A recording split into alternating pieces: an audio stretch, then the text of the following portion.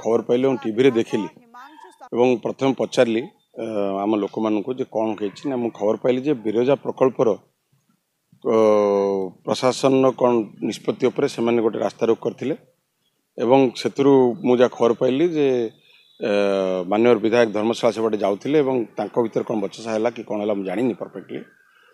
But तांको उपरे आक्रमण है। प्रथम कथा विजु जनता दल हिंसा आदौ विश्वास करे ना एवं एटा अत्यंत दुखदायक घटना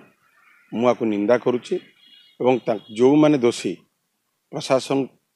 को संपूर्ण सहयोग करा जो माने दोषी अरेस्ट करने एटा गोटे भाववेगर चली आंदोलन से आंदोलन भितर कौन घटी एक्जाक्टली मुझे जानी ना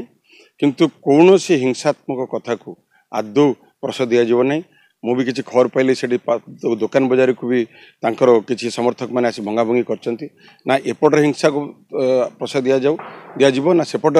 हिंसा को प्रश्रय दिज्व प्रशासन जहाँ सहयोग चाहिए आम करूँ और मुझे खबर पाई बिरजा प्रकल्प उपरे से माने रास्ता रोक करते भितर ये अघटन घटी किंतु ये घटना को संपूर्ण भाव में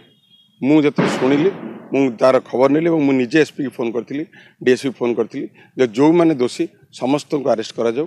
टीवी मीडिया शुणिली जे विधायक कौन कहते मो विषय मो भाई विषय मो भाई कही थाना बसापी जब मु जानवे मो भाई से नथिला एवं से जाऊला खबर पाई रास्ता रोक मुझे थाना बसापी जदि सी प्रथम कल्प्रिट थी सी आगे अरेस्ट हम मुझे पठे सारी थाना बसापी आम न्याय एवं लोकंर हक पाई लड़ू बिरजा बिरजा प्रकल्प लोक बाहरी थे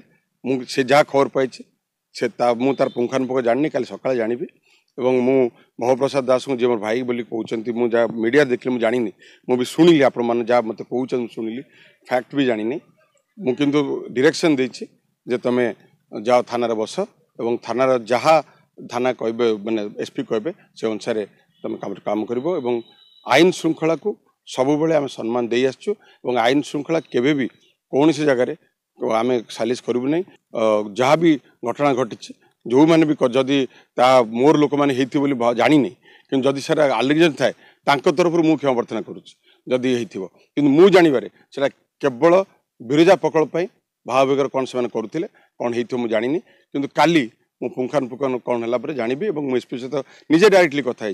जहाँ भी दोषी अच्छा विहित कार्यानुष्ठान करा देखो विधायक जो भाया भाव में बारंबार आक्षेप कर गणमाध्यम जाजपुर प्रकल्प गुड़िक विशेषकर जब होता मुझे जानी किंतु मोर जिंदाबाद मुर्दाबाद तो सबुटी पड़ो से किसी बड़ कथा नुहे से आक्षेप कर कथा नहीं मुझे घटना को निंदा करुच्ची किंतु लोक भाव तो मुझे कंट्रोल कर मुझे जानी कौन हो किंतु इनसीडेंट को मुझे संपूर्ण भाव निंदा करुच्ची।